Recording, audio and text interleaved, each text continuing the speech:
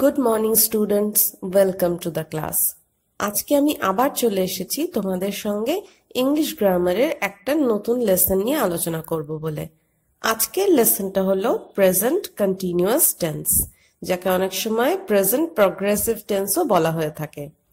এর আগে আমরা প্রেজেন্ট ইনডেফিনিট টেন্স শিখেছিলাম আর জেনেছিলাম যে প্রেজেন্ট সিচুয়েশন বা বর্তমানের কোনো ঘটনা বা অবস্থা, রেগুলার ইভেন্টস বা প্রতিনিয়ত একটা সময়ের ব্যবধানে ঘটে চলা ঘটনাবলী, হ্যাবিটস অর্থাৎ অভ্যাসগত কাজকর্ম এবং জেনারেল অর ইটার্নাল ট্রুথস অর্থাৎ চিরন্তন সত্য, এগুলোকে এক্সপ্রেস করবার জন্য আমরা প্রেজেন্ট ইনডেফিনিট টেন্সের হেল্প নিই। তাহলে আজকে আমরা জানবো প্রেজেন্ট কন্টিনিউয়াস টেন্স আমাদের কখন কাজে লাগে। একটু আন্দাজ করার চেষ্টা করি। প্রেজেন্ট কথাটা যখন আছে তার মানে বর্তমানের কোনো ঘটনা বা কাজ এক্সপ্রেস করতে কাজে লাগবে। কন্টিনিউয়াস এই ওয়ার্ডটা আছে এতে, কন্টিনিউ অর্থাৎ কন্টিনিউ এই ভার্বটার অর্থ হলো চালিয়ে যাওয়া বা ঘটতে থাকা। তাহলে কন্টিনিউয়াস এই ওয়ার্ডটা যখন এতে আছে আমরা বুঝতে পারছি ঘটছে, ঘটে চলেছে এমন কোনো কাজ বা ঘটনাকে এক্সপ্রেস করতে গেলে আমাদের এই টেন্সটার হেল্প নিতে হবে।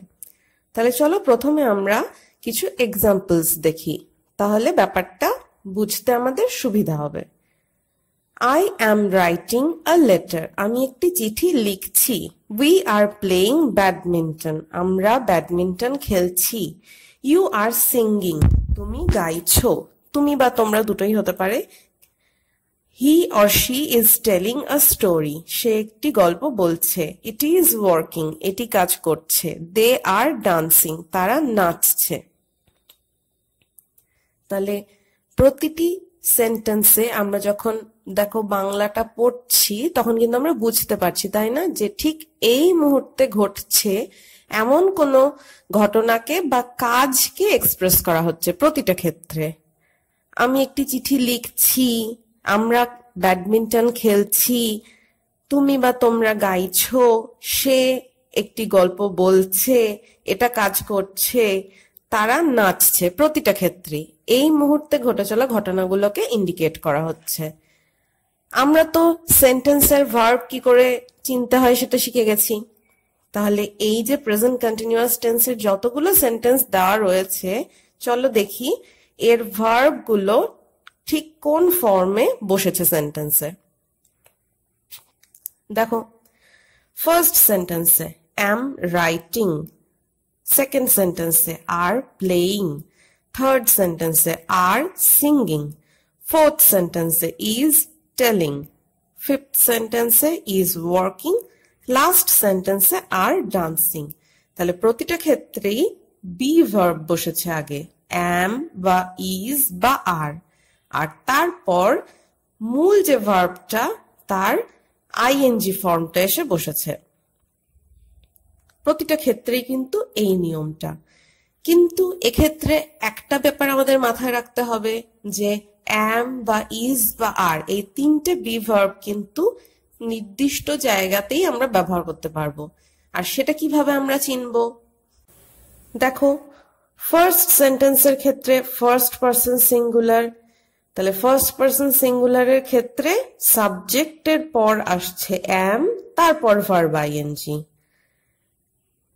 যেটা সেকেন্ড সেন্টেন্স আছে সেটা হচ্ছে ফার্স্ট পারসন প্লুরাল উই, তাহলে এই সাবজেক্টের পাশে বসবে আর এই বি ভার্ব, তারপর ভার্ব আইএনজি। যখন সেকেন্ড পারসন আসছে সে সিঙ্গুলার বা প্লুরাল দুটো রূপেই একই, তার ক্ষেত্রে হবে সাবজেক্ট, তারপর আর, তারপর ভার্বের আইএনজি ফর্ম। যখন থার্ড পারসন সিঙ্গুলার নাম্বার আসছে হি বা শি, তাদের ক্ষেত্রে সাবজেক্টের পর আসছে বি ভার্ব হিসেবে ইজ, তারপর ভার্বের আইএনজি ফর্ম। ইটের ক্ষেত্রেও একই নিয়ম, সাবজেক্টের পর ইজ, তারপর ভার্বের আইএনজি ফর্ম। আর লাস্টে দেখো আছে থার্ড পারসন প্লুরাল নাম্বার, এদের ক্ষেত্রে বি ভার্ব হিসেবে ইউজ হবে সাবজেক্টের পর আর, তারপর ভার্বের আইএনজি ফর্ম। তাহলে আমাদের মনে রাখতে হবে যে সাবজেক্টের পারসন এবং নাম্বার অনুযায়ী আমাদের কিন্তু বি ভার্ব গুলো ইউজ করতে হবে। সাবজেক্টের যখনই পার্সন চেঞ্জ হবে, ফার্স্ট পার্সন, সেকেন্ড পার্সন বা থার্ড পার্সনের অ্যাকর্ডিং, এবং সিঙ্গুলার নাম্বার নাকি প্লুরাল নাম্বার সেটা দেখে আমরা অ্যাম বা ইজ বা আর ইউজ করব। কিন্তু যেগুলো মেইন ভার্ব বা অ্যাকশন ভার্ব তাদের ক্ষেত্রে কিন্তু প্রতি ক্ষেত্রেই দেখো ভার্বের পাশে আইএনজি যোগ হয়ে যাচ্ছে, এর কোনো ব্যতিক্রম নেই। ঠিক আছে, কেবল আমাদের বি ভার্বটার দিকে খেয়াল রাখলেই চলবে। এই সূত্রে এবার তোমাদের একটা গুরুত্বপূর্ণ তথ্য জানিয়ে রাখি, কেমন? কেবলমাত্র ডাইনামিক ভার্বস বা অ্যাকশন ভার্বসই কিন্তু কন্টিনিউয়াস টেন্সে ইউজ করা যায়। স্টেটিভ ভার্বস কন্টিনিউয়াস টেন্সে ইউজ করা যায় না কখনো। তাহলে এবার তোমরা তো আমাকে প্রশ্ন করবে যে ডাইনামিক ভার্বস কোনগুলো আর স্টেটিভ ভার্বস কোনগুলো। আমরা তাহলে এবার জানি। ডাইনামিক আর অ্যাকশন ভার্বস গুলো হলো সেই ভার্বস যেগুলো দ্বারা কোনো না কোনো এমন কাজ করা বোঝায় যাতে দেখবে তোমরা বেশিরভাগ ক্ষেত্রে কোনো বডি মুভমেন্ট বা হিউম্যান অর্গান ইনভলভড, যেমন run, eat, tell, dance, sing, write, read, play, go, listen. এই সমস্ত ভার্বগুলো দেখো কোনো না কোনো অর্গান এতে কাজ করছে অথবা কোনো না কোনো ভাবে বডি মুভমেন্ট ইনভলভড। এই ভার্বগুলোকে আমরা কন্টিনিউয়াস টেন্সে ইউজ করতে পারি, মানে এদেরকে আমরা অনায়াসে এদের পাশে আইএনজি বসিয়ে সেন্টেন্সে ইউজ করতে পারবো। আমরা বলতে পারবো he or she is running,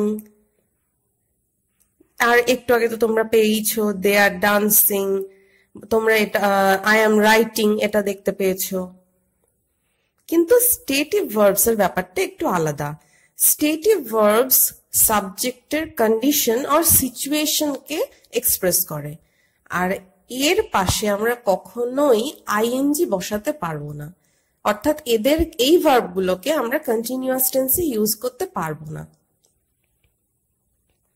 সেই ভার্বগুলোর কিছু উদাহরণ দেখি।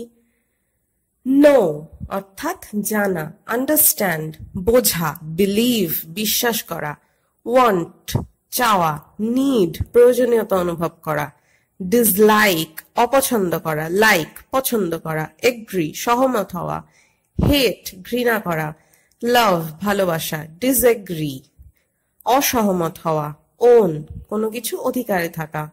এইগুলো সবই স্টেটিভ ভার্বস এর উদাহরণ। আর এই স্টেটিভ ভার্ব গুলোকে কিন্তু আমরা কখনোই কন্টিনিউয়াস টেন্সে ইউজ করতে পারবো না।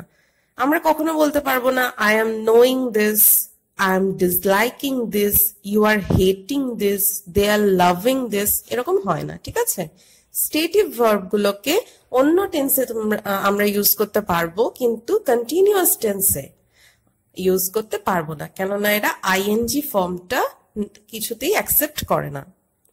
এইটুকু মনে রাখলেই হবে। ঠিক আছে, তাহলে এইটুকু পড়বার পর আমরা একটু চট করে দেখে নিই যে প্রেজেন্ট কন্টিনিউয়াস টেন্সের ডেফিনিশন বা সংজ্ঞাটা কি হতে পারে। তাহলে আমরা এ যাবৎ যেরকম এক্সাম্পলস পেয়েছি তাতে তো আমরা এটা বুঝতেই পারছি যে ঠিক এই মুহূর্তে ঘটে চলা ঘটনাগুলোকে এক্সপ্রেস করতে আমরা যে টেন্সটার হেল্প নিচ্ছি সেই টেন্সটাকেই প্রেজেন্ট কন্টিনিউয়াস টেন্স বলছি। তাহলে এই কথাটাই বলবো, the present continuous tense is a way to convey any action or condition that is happening right now, frequently and maybe ongoing. Its effect helps the readers to understand the exact time of an action. তাহলে present continuous টেন্সের help নিয়ে আমি যখন কোনো সেন্টেন্সে বলছি যে I am writing a letter, তখন আমি বোঝাচ্ছি যে ঠিক এই মুহূর্তে আমি একটি লেটার লিখছি। তাহলে যিনি এই সেন্টেন্সটা শুনছেন বা পড়ছেন তিনি বুঝতে পারছেন যে সময়টা ঠিক কখন। প্রেজেন্ট কন্টিনিউয়াস টেন্স কিন্তু খুব মজার একটা টেন্স, জানো তো। বেশ কিছু সিচুয়েশনস আছে বা সময় থাকে যখন আমরা এই প্রেজেন্ট কন্টিনিউয়াস টেন্সকে ইউজ করি। সেগুলো কি কি চলো এবার সেটা দেখে নিই। Number 1, to describe actions in progress or something that is happening at this moment. ঠিক এই মুহূর্তে ঘটছে এমন ঘটনাগুলোকে এক্সপ্রেস করবার জন্য কিন্তু আমাদের প্রেজেন্ট কন্টিনিউয়াস টেন্সেরই হেল্প নিতে হয়। এক্সাম্পলস দেখি চলো। লিপি ইজ টকিং টু রুবিনা। লিপি রুবিনার সাথে কথা বলছে। Sujoy is buying a mask. Sujoy একটি মুখোশ কিনছে। People are shouting in joy. লোকেরা আনন্দে চিৎকার করছে। তাহলে প্রতিটা ক্ষেত্রেই আমরা বোঝাতে চাইছি এই মুহূর্তে ঘটনাগুলো ঘটছে বা সাবজেক্ট যারা যারা আছে প্রতিটা সেন্টেন্সে ঠিক এই মুহূর্তেই কাজগুলো করছে। Situation number 2. To express some temporary action or situation. দেখো প্রেজেন্ট ইনডেফিনিট টেন্সে আমরা জেনেছিলাম যে যেটা পার্মানেন্ট, মোটামুটি পার্মানেন্ট, যেমন ধরো আমি রোজ স্কুলে যাই বা আমি রোজ সন্ধ্যায় পড়তে বসি, এই ধরনের যে সেন্টেন্স গুলো সেগুলো আমরা প্রেজেন্ট ইনডেফিনিট টেন্সে এক্সপ্রেস করি। কিন্তু যদি আমি আবার ধরো বলতে পারি আমরা যে আমরা চাকদায় বাস করি, এটাও। কিন্তু যদি আমি টেম্পোরারি কোনো সিচুয়েশন বোঝাতে চাই তখন আমি কোন টেন্স ইউজ করব? তখন আমি প্রেজেন্ট কন্টিনিউয়াস টেন্স ইউজ করব। চলো এক্সাম্পলস দেখি, ব্যাপারটা বুঝে নি। My friends are working in Dubai. আমার বন্ধুরা দুবাইতে কাজ করছে। আমি এইটা কিন্তু বোঝাতে চাইছি না যে ঠিক এই মুহূর্তে ওরা কাজ করছে, আমি বোঝাতে চাইছি যে আজকাল ওরা দুবাইতে কাজ করছে। এটা একটা temporary situation. We are working on a project. আমরা একটা প্রজেক্টে কাজ করছি। আমি কিন্তু এটা বলছি না যে ঠিক এই মুহূর্তেই আমি প্রজেক্টে কাজ করছি, সেটা হতেও পারে নাও হতে পারে। কিন্তু এই সেন্টেন্সটার উদ্দেশ্য যে বর্তমান সময়ে আমি এই কাজটার সঙ্গে যুক্ত। তাহলে আমরা প্রেজেন্ট কন্টিনিউয়াস টেন্স ইউজ করলাম, দেখো টেম্পোরারি সিচুয়েশন আর টেম্পোরারি অ্যাকশন বোঝাতে। Global warming is making the climate intolerable. বিশ্ব উষ্ণায়ন জলবায়ুকে অসহনীয় করে তুলছে। তাহলে এটা তো ঠিক একটা মুহূর্তের ঘটনা নয় বা অল্প কিছু সময়ের ঘটনাও নয়, তবে হ্যাঁ এটা একটা টেম্পোরারি সিচুয়েশন যেটা আগে ছিল না কিন্তু বর্তমান কালে চলছে এবং সেটা তার একটা প্রভাব পড়ছে। তাহলে এটাকে আমরা টেম্পোরারি অ্যাকশন আর সিচুয়েশন বলতে পারি। এবং দেখো এটা এক্সপ্রেস করবার জন্য আমাদের প্রেজেন্ট কন্টিনিউয়াস টেন্সের হেল্প নিতে হলো। Situation 3.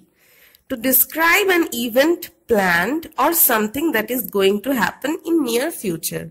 তাহলে এমন কোনো কাজ বা এমন কোনো ঘটনা যদি আমি এক্সপ্রেস করতে চাই যেটা প্ল্যান করা রয়েছে এবং ঘটতে চলেছে ইন নিয়ার ফিউচার,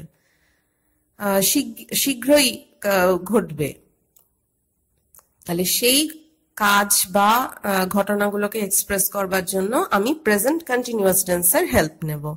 কেমন হবে সেটা? I am travelling to Delhi tomorrow. আমি আগামীকাল দিল্লি যাচ্ছি।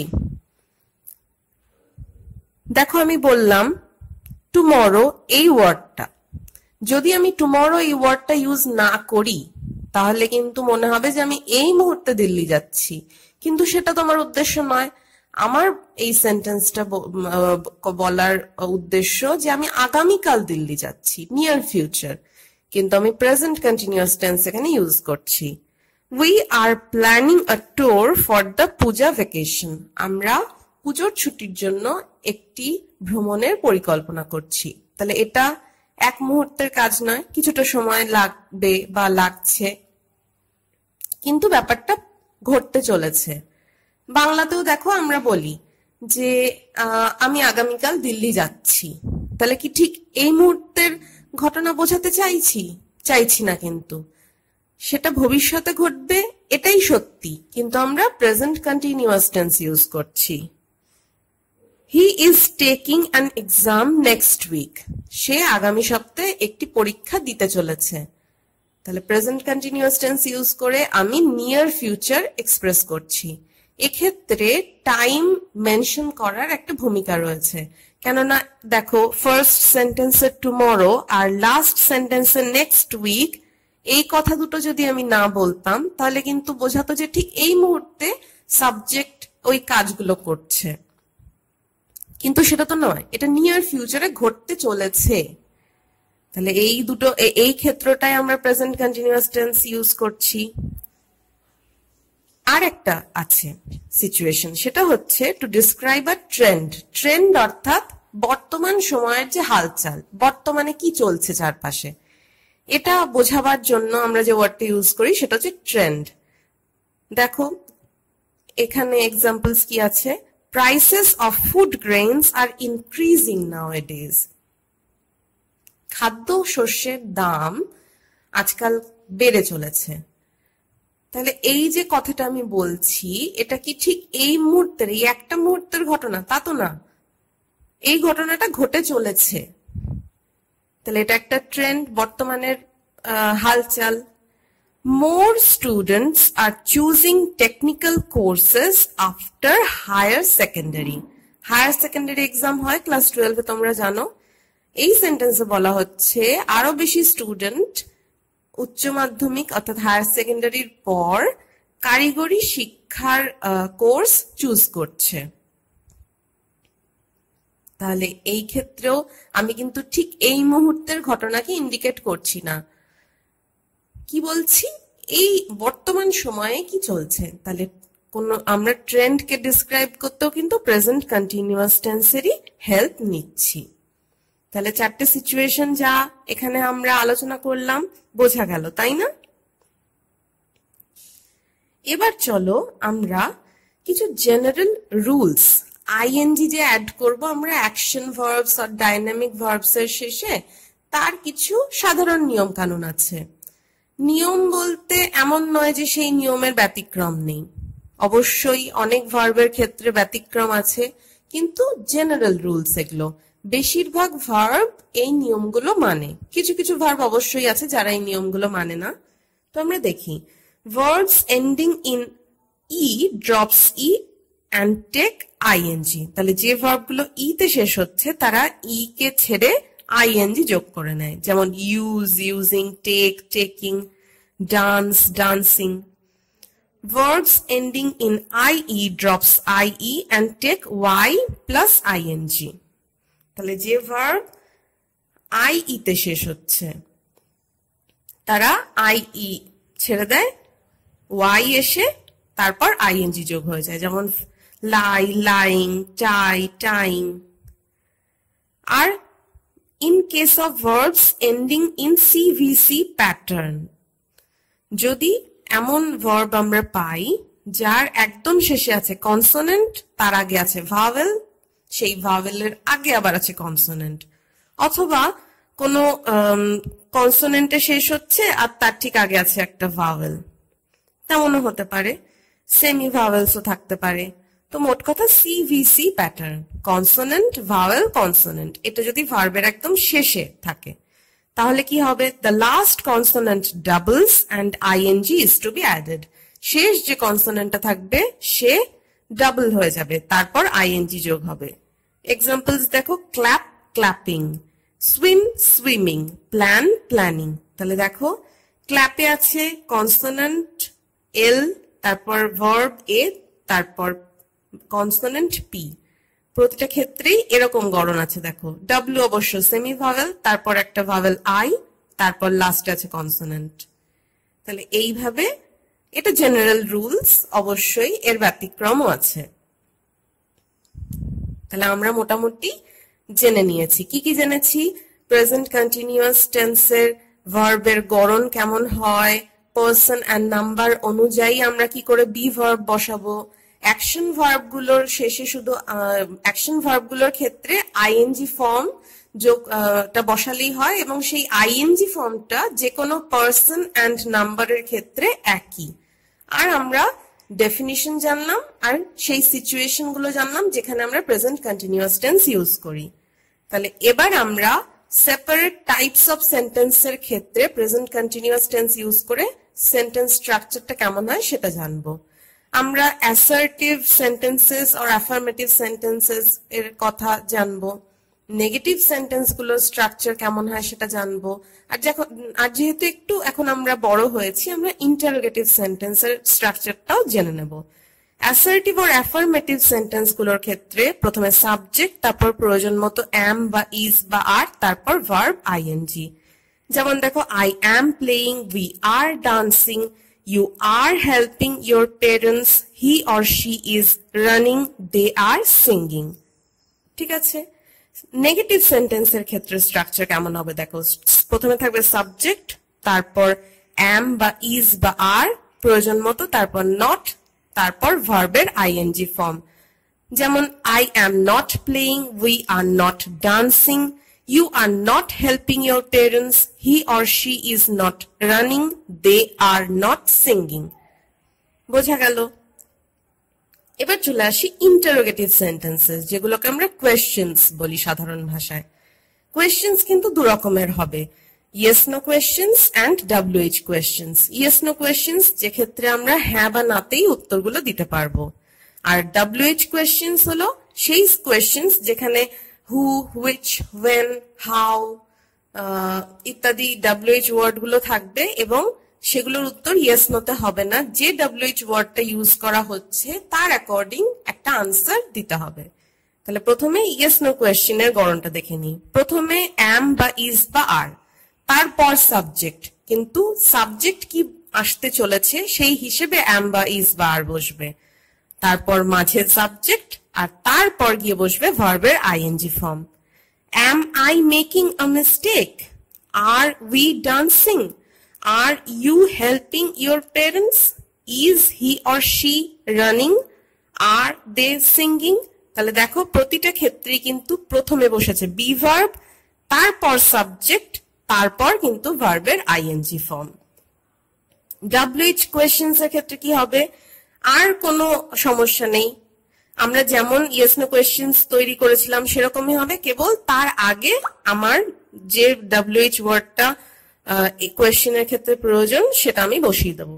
যেমন দেখো এখানে স্ট্রাকচারটা দিয়েছি আমি, প্রথমে WH ওয়ার্ড, তারপর প্রয়োজন মতো অ্যাম বা ইজ বা আর, তারপর যে সাবজেক্ট আছে সে বসবে, তারপর ভার্বের ING form. Why am I doing this? Why are you working so hard? What are you going to do now? Why is she shouting? প্রতিটা ক্ষেত্রে প্রথমে WH ওয়ার্ড, তারপর বি ভার্ব, তারপর সাবজেক্ট, তারপর ভার্বের আইএনজি ফর্ম। ঠিক আছে। তাহলে এই ইন্টারোগেটিভ সেন্টেন্সের স্ট্রাকচার যেহেতু তোমরা এইবার প্রথম পাচ্ছ, এটা একটু মন দিয়ে দেখো। আজকের আলোচনাটা আশা করি আমরা সবাই বুঝতে পেরেছি, তাই না? একটু মন দিয়ে ভাবলেই আমাদের সব সহজ লাগবে। দেখবে সেন্টেন্সে এই ভিডিওর একদম শেষে আছে একটা ওয়ার্কশিট, আজকের আলোচনার উপর ভিত্তি করে দেওয়া, সেইটা তোমরা সবাই করবে। আমি জানি তোমরা সবগুলো একাই পারবে। 1 আর 2 এর ব্যাপারে তো কিছু বলতেই হবে না আমাকে। 3 এর ব্যাপারটা একটু বলে দিই। 3 এর যে প্রশ্নটা আছে সেক্ষেত্রে তোমরা প্রতিটা সেন্টেন্সে কিছু না কিছু ভুল আছে, সেই ভুলগুলোকে আগে খুঁজে বার করবে, তারপর সঠিক সেন্টেন্সটা লিখবে। কেমন? তোমরা সকলেই এটা পারবে। আজ তাহলে আমাদের আলোচনা আমরা এখানেই শেষ করি, কেমন? পরের দিন অন্য একটা লেসন নিয়ে আমি তোমাদের কাছে আবার চলে আসবো।